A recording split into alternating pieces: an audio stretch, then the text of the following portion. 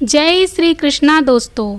महाभारत युद्ध के दौरान कौरवों के प्रथम सेनापति पितामह भीष्म के बारे में आपने अनेक किस्से कहानियाँ तो सुने होंगे, लेकिन क्या आपको मालूम है कि किस पाप के कारण पितामह भीष्म को बाणों की सैया का कष्ट झेलना पड़ा था। इस वीडियो के माध्यम से आज हम आपको वही बताने जा रहे हैं, तो वीडियो को स्किप किए बिना अंत तक जरूर देखिएगा। महाभारत के युद्ध में जो कुरुक्षेत्र के मैदान में हुआ, जिसमें 18 अक्षौहिणी सेना मारी गई, इस युद्ध के समापन और सभी मृतकों को तिलांजलि देने के बाद पांडवों सहित श्री कृष्ण पितामह भीष्म से आशीर्वाद लेकर हस्तिनापुर को वापस जा रहे थे।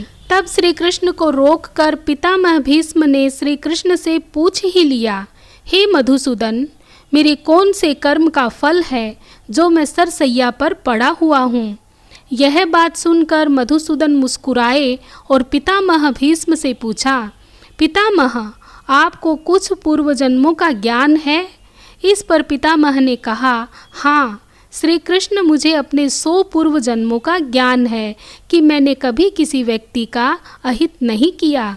इस पर श्री कृष्ण मुस्कुराए और बोले, पितामह, आपने ठीक ही कहा है कि आपने कभी किसी को कष्ट नहीं दिया, लेकिन 101वें पूर्व जन्म में आज की तरह आपने तब भी राजवंश में जन्म लिया था और अपने पुण्य कर्मों से बार बार राजवंश में जन्म लेते रहे हैं। लेकिन उस जन्म में जब आप युवराज थे, तब एक बार आप शिकार खेलकर जंगल से निकल रहे थे, तभी आपके घोड़े के अग्रभाग पर एक करकटा एक वृक्ष से नीचे गिरा। आपने अपने बाण से उठाकर उसे पीठ के पीछे फेंक दिया। उस समय वह बेरी के पेड़ पर जाकर गिरा और बेरी के कांटे उसकी पीठ में धंस गए, क्योंकि पीठ के बल ही जाकर गिरा था।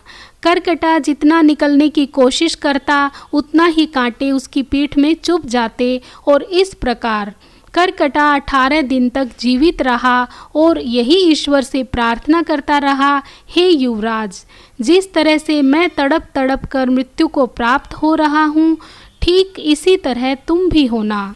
तो हे पितामह, आपके पुण्य कर्मों की वजह से आज तक आप पर करकटा का शाप लागू नहीं हो पाया, लेकिन हस्तिनापुर की राजसभा में द्रौपदी का चीरहरण होता रहा और आप मूक दर्शक बनकर देखते रहे, जबकि आप सक्षम थे उस अबला पर अत्याचार रोकने में, लेकिन आपने दुर्योधन और दुशासन को नहीं रोका। इसी कारण पितामह, आपके सारे पुण्य कर्म क्षीण हो गए और करकटा का शाप आप पर लागू हो गया। हे पितामह, प्रत्येक मनुष्य को अपने कर्मों का फल कभी ना कभी तो भोगना ही पड़ेगा। प्रकृति सर्वोपरि है, इसका न्याय सर्वोपरि और प्रिय है। इसलिए पृथ्वी पर निवास करने वाले प्रत्येक प्राणी व जीव जंतु को भोगना ही पड़ता है और कर्मों के अनुसार ही जन्म होता है। दोस्तों, हमें इस कहानी से यही शिक्षा मिलती है कि हमारा प्रत्येक कर्म दूसरों की भलाई के लिए ही होना चाहिए। हम जैसा कर्म करेंगे, हमें सब कुछ उसी के अनुसार प्राप्त होगा। दोस्तों, आपको आज का वीडियो कैसा लगा कमेंट बॉक्स में लिखकर ज़रूर बताइए। यदि वीडियो पसंद आया हो तो लाइक और शेयर कर दीजिए।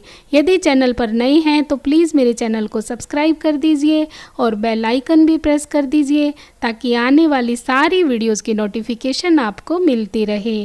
धन्यवाद। जय श्री कृष्णा।